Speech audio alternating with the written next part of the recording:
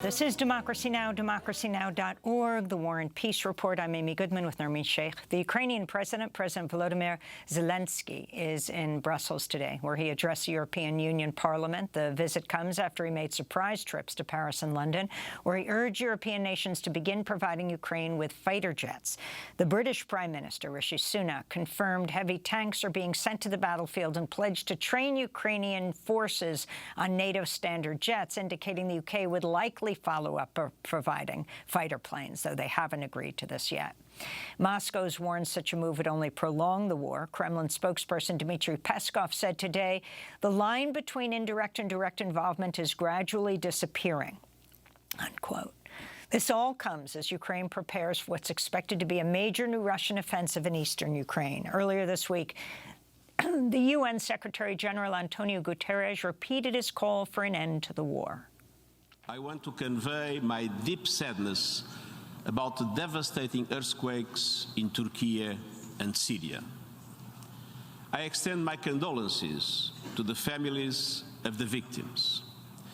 The United Nations is mobilizing to support the emergency response, and so let's work together in solidarity to assist all those hit by this disaster, many of whom were already in dire need of humanitarian aid.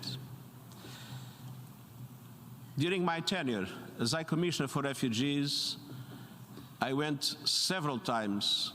We're joined right now by Alexey Kovalev, investigative editor of Meduza, an independent Russian news outlet. We were scheduled to interview Alexey in January, but just before we went to air, the Russian government banned Meduza and designated it an undesirable organization, forcing him to postpone the interview.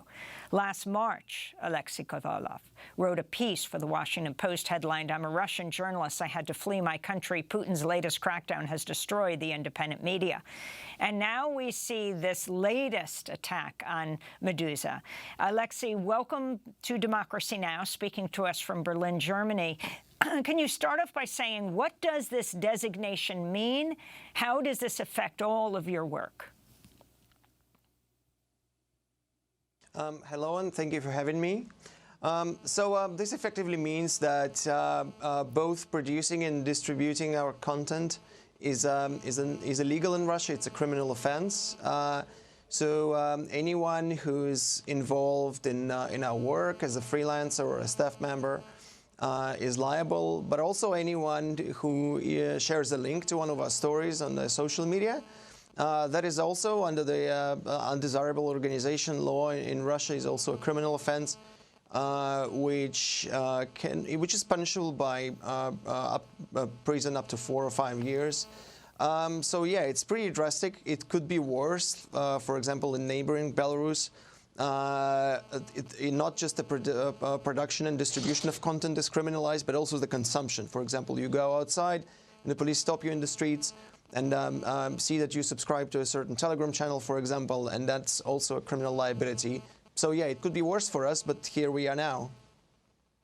Alexey, so explain what the fallout of this has been already. Do you still have people working with you from Russia, and has there been any impact on them? I cannot, for their safety, go into specifics. But we, for example, we had to remove most of the bylines on our freelance contributors to protect them from criminal liability.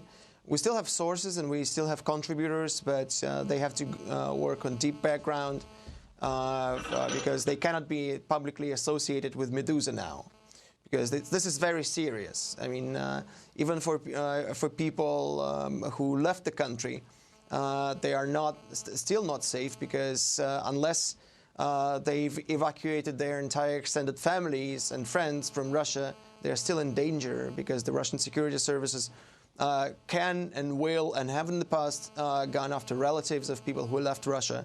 So this is also something that we have to keep in mind.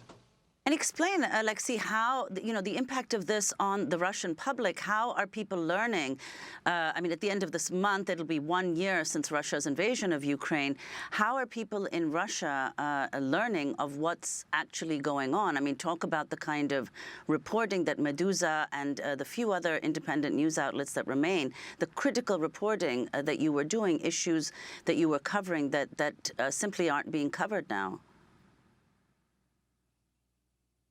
Okay, look, so on February 24 last year, Meduza and all other independent media in Russia, by independent I mean outlets that are not directly owned or indirectly controlled by the Kremlin, and that is most of the media consumption in Russia.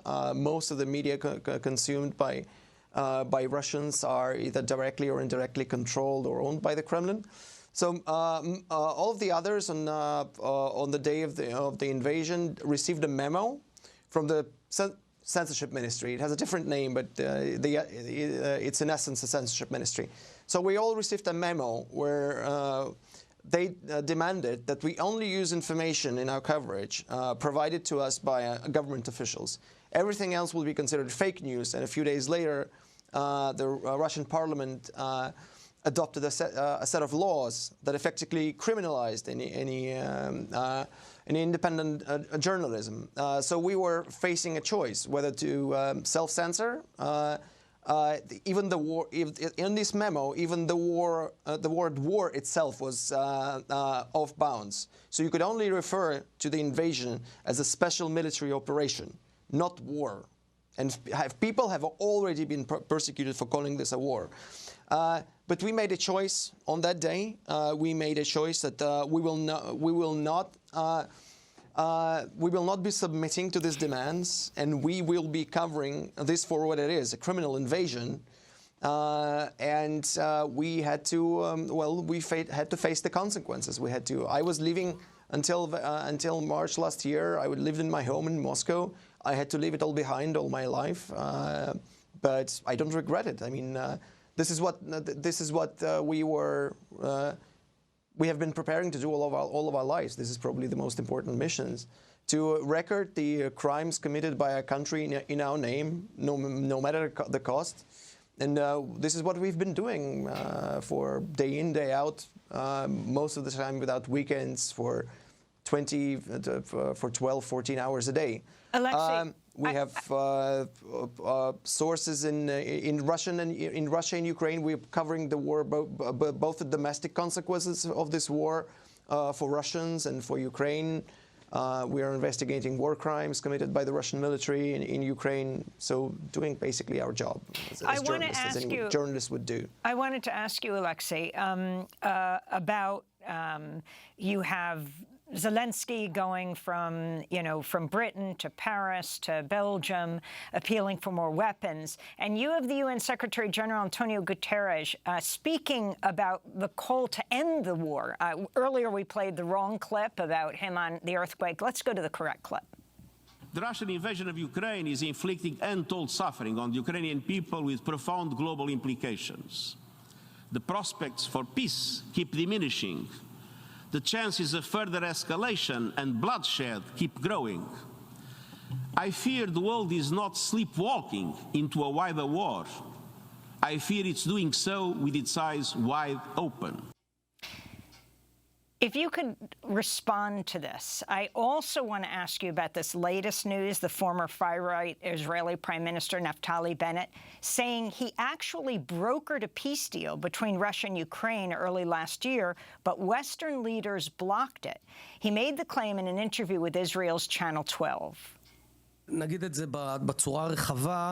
I'll say this in a broad sense.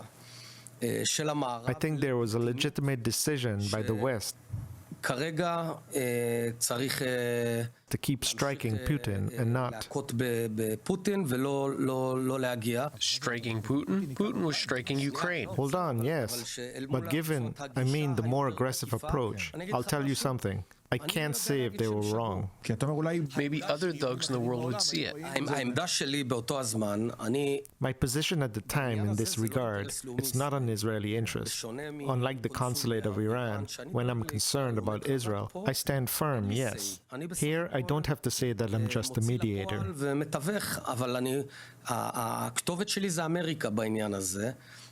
But I turn to America in this regard. I don't do as I please. Anything I did was coordinated down to the last detail with the US, Germany, and France. So they basically blocked it? Basically, yes. They blocked it, and I thought they were wrong. That's the former Israeli Prime Minister, Naftali Bennett. Alexey, your response to both him and Guterres' call for an end to this war?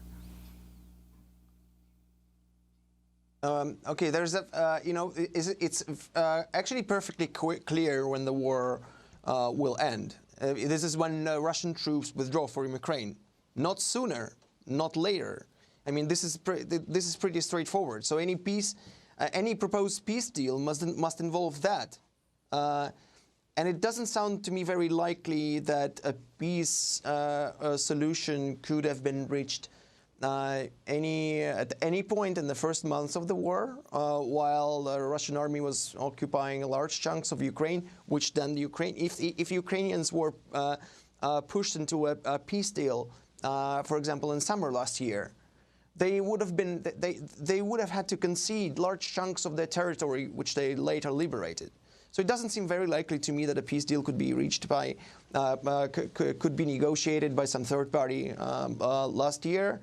And I don't think it's ethical for anyone to claim credit for the effort, because any peace resolutions that don't involve the Ukrainians, and it's just let's have the Americans or the British or someone else negotiate a peace deal,